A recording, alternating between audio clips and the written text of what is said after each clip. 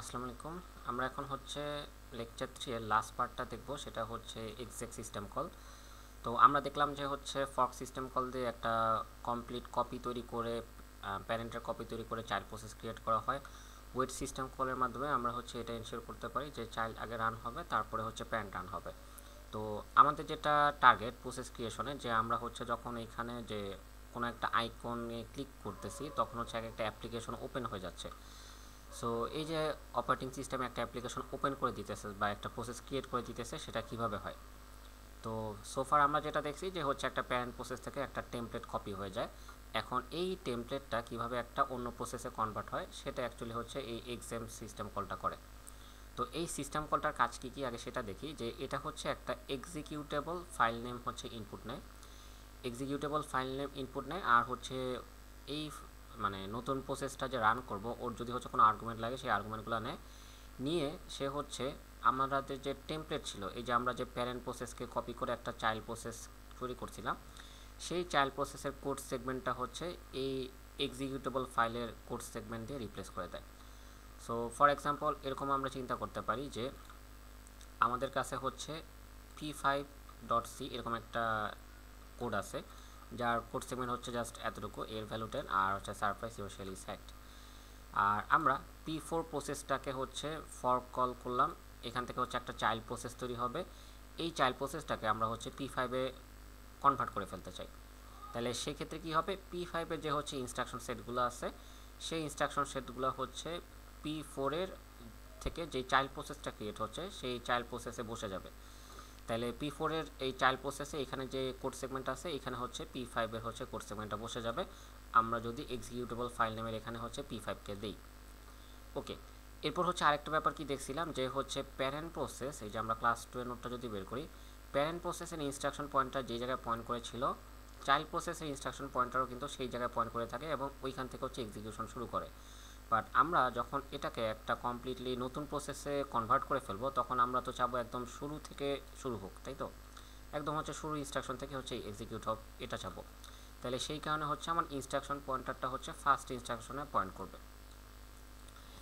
এরপর হচ্ছে কি, যে আমাদের স্ট্যাক আর হিপে কি ছিল, প্যারেন্টের স্ট্যাকে যা ছিল সেটাই হচ্ছে আমরা কপি করে স্ট্যাকে আনছিলাম, প্যারেন্টের হিপে যা ছিল সেটাই হচ্ছে আমরা কপি করে চাইল্ডের হিপে আনছিলাম। তো এখন যেহেতু আমরা এটাকে একটা কমপ্লিটলি নতুন প্রসেসে কনভার্ট করে ফেলবো, বাই দ্য ওয়ে আমরা হচ্ছে এই পুরা মানে চেঞ্জগুলো হচ্ছে শুধুমাত্র চাইল্ড প্রসেসে করতেছি, প্যারেন্ট প্রসেসে কিন্তু কোনো হাত দিতেছি না, এই যে আমরা সব কিছু হচ্ছে চাইল্ড প্রসেসে করতেছি।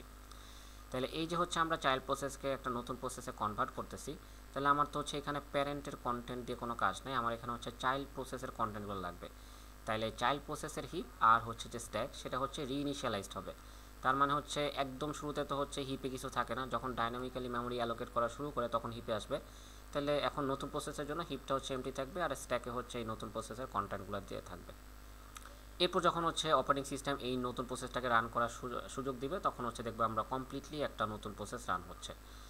সো আমরা যদি হচ্ছে আমাদের শেলে একটা এক্সিকিউটেবল ফাইল তৈরি করতে চাই, তাহলে হচ্ছে সেটার সিনট্যাক্সটা এরকম হবে, G++ কম্পাইলার দিয়ে আমরা p5.c ফাইলটাকে কম্পাইল করে -o ফ্ল্যাগ লিখে যেই নাম দিব সেই নামে হচ্ছে একটা এক্সিকিউটেবল ফাইল তৈরি করবে। সো আমরা যদি হচ্ছে এটা একটা এক্সাম্পল এবার দেখি, যে আমাদের কাছে হচ্ছে যে p5.c আছে, আমি যদি হচ্ছে এটাকে ফার্স্টে ডিলিট করে দিই, p5.cটাকে, হ্যাঁ, এটাকে হচ্ছে ডিলিট করে দিলাম। এখন আমরা ফার্স্টে p5.c এটাকে হচ্ছে কম্পাইল করে একটা এক্সিকিউটেবল অবজেক্ট ফাইল বানাবো। তাহলে G++p5.c, এরপর হচ্ছে -o এই ফ্ল্যাগটা ইউজ করে, এরপর একটা স্পেস দিয়ে আমরা হচ্ছে যেই নাম দিব সেই নামে হচ্ছে একটা এক্সিকিউটেবল ফাইল তৈরি হবে। এই যে p5 নামে একটা এক্সিকিউটেবল ফাইল তৈরি হলো। এখন আমরা চাচ্ছি যে p4.c এই প্রসেসটা থেকে আমরা হচ্ছে p5 প্রসেসটা বানাবো বা ওপেন করব, এরকম কিছু একটা করতে যাচ্ছি। তাহলে প্রথমে কি করলাম, যে ফর্ক কল করার মাধ্যমে আমরা p4.c এর একটা হচ্ছে কপি তৈরি করলাম, যেটাকে হচ্ছে আমরা চাইল্ড প্রসেস বলতেছি। তো ফর্ক কল হওয়ার পর এরকম হচ্ছে একটা কপি তৈরি হয়ে যাবে, ঠিক আছে। এরপর যখন হচ্ছে ধরলাম যে অপারেটিং সিস্টেম আমাকে প্রথমে প্যারেন্টকে রান করার সুযোগ দিছে, তাহলে প্যারেন্টের ক্ষেত্রে তো ফর্কের return value non zero value হবে, নন জিরো পজিটিভ ভ্যালু।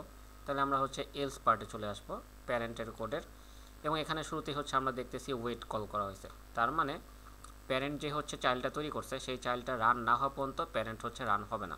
আচ্ছা, তাহলে প্যারেন্ট হচ্ছে ব্লক স্টেটে চলে গেল, এখন হচ্ছে এই চাইল্ড প্রসেসটা রান হওয়ার সুযোগ পেল।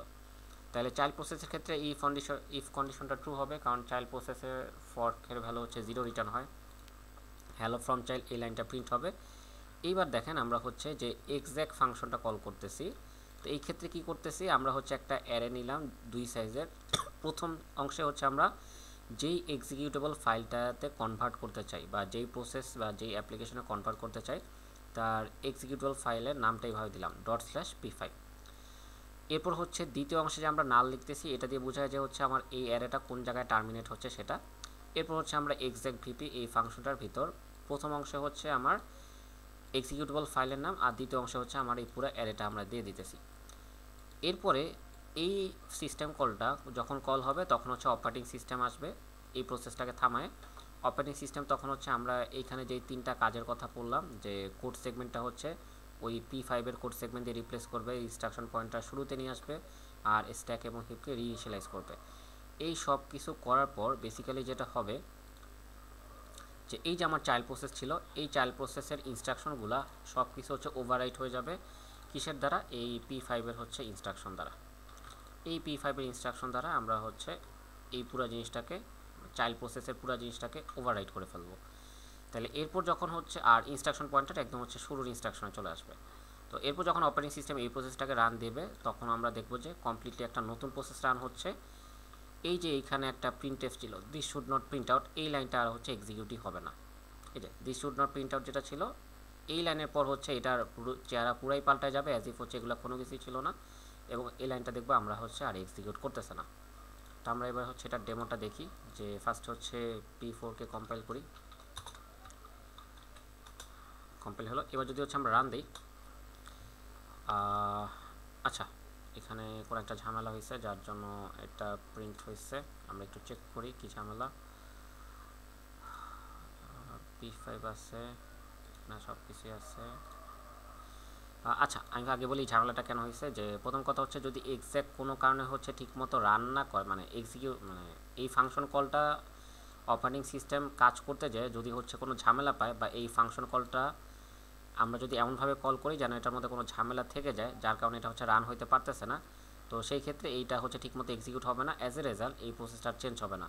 সো আমরা বেসিক্যালি এখানে ঝামেলা করছি কি, ঝামেলা হচ্ছে আমরা 2 সাইজের একটা অ্যারে নিছি এবং এইখানে নালটা হচ্ছে দেই নাই, মানে ইন্ডেক্স 1 হবে এই জায়গায় হচ্ছে বুলেট 2 লিখছি। সো এই কারণে হচ্ছে ঝামেলাটা হয়েছে। এবার যদি হচ্ছে আমরা এটাকে ঠিক করে আবার কম্পাইল করি g++p4.c, হ্যাঁ এবার দেখেন এটা হচ্ছে ঠিকঠাক মতো কাজ করছে। যে প্রথমে হচ্ছে হ্যালো ফ্রম চাইল্ড এইটা প্রিন্ট হইলো, এই যে হ্যালো ফ্রম চাইল্ড। এরপরে দেখেন হচ্ছে যে this should not print out এই লাইনটা কিন্তু আর প্রিন্ট হয় না, এরপর প্রিন্ট হয়েছে কি surprise your shell is hacked. তো এইটা কোথায় ছিল, এটা হচ্ছে আমাদের P5 এ ছিল, এই যে surprise your shell is hacked. তার মানে এখান থেকে আমার প্রসেসটা কমপ্লিটলি P5 এ কনভার্ট হয়ে গেছে, অ্যাজ ইফ হচ্ছে P4.c এর যে একটা কপি তৈরি হয়েছিল ওই কপি বলে কিছু নাই। সো এরপরে হচ্ছে আমাদের যখন এই P5 প্রসেসটা রান করা শেষ হয়ে গেছে তখন হচ্ছে আমাদের প্যারেন্ট প্রসেসটা রান হয়েছে। এই যে প্যারেন্ট প্রসেস রান হয় হ্যালো ফ্রম প্যারেন্ট, এটা প্রিন্ট হওয়ার সুযোগ পাইছে। আর আমরা যদি হচ্ছে এই ওয়েটটা না দিতাম তাহলে হচ্ছে আগে প্যারেন্ট প্রসেস রান হইলেও হইতে পারতো। আমরা একটু রান দিয়ে দেখি।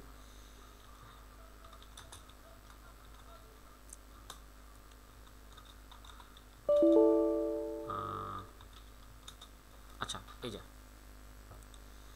এখানে দেখেন প্রথমে হচ্ছে প্যারেন্ট প্রসেসকে রান করার সুযোগ দিয়েছে অপারেটিং সিস্টেম এবং প্যারেন্ট প্রসেসটা রান হয়ে গেছে। এরপরে হচ্ছে এই যে হ্যালো ফ্রম চাইল্ড এই জিনিসটা প্রিন্ট হয়েছে চাইল্ড প্রসেসে এসে। তারপরে হচ্ছে অপারেটিং সিস্টেম হয়তো এই প্রসেসটাকে আর চলতে দেয় নাই, তখন হচ্ছে শেলটাকে রান করার সুযোগ দিছে, মানে এই শেলটা হচ্ছে একটা প্রোগ্রাম। তো অপারেটিং সিস্টেম হচ্ছে এই শেলকে রান করার সুযোগ দিছে, তখন হচ্ছে এই শেলটা রান হয়ে যে টার্মিনালটা আসছিল আবার, এরপরে আবার হচ্ছে এই প্রসেসটাকে রান করার সুযোগ দিছে এবং হচ্ছে এই প্রসেসটা তখন P5 এ কনভার্ট হয়ে P5 এর কোডটা এক্সিকিউট হয়েছে surprise your shell is hacked. এরপর যখন এটা শেষ হয়ে গেছে তখন হচ্ছে আবার আমাদের এই টার্মিনালটা রান হয়েছে। সো এই হচ্ছে বেসিক্যালি কাহিনী।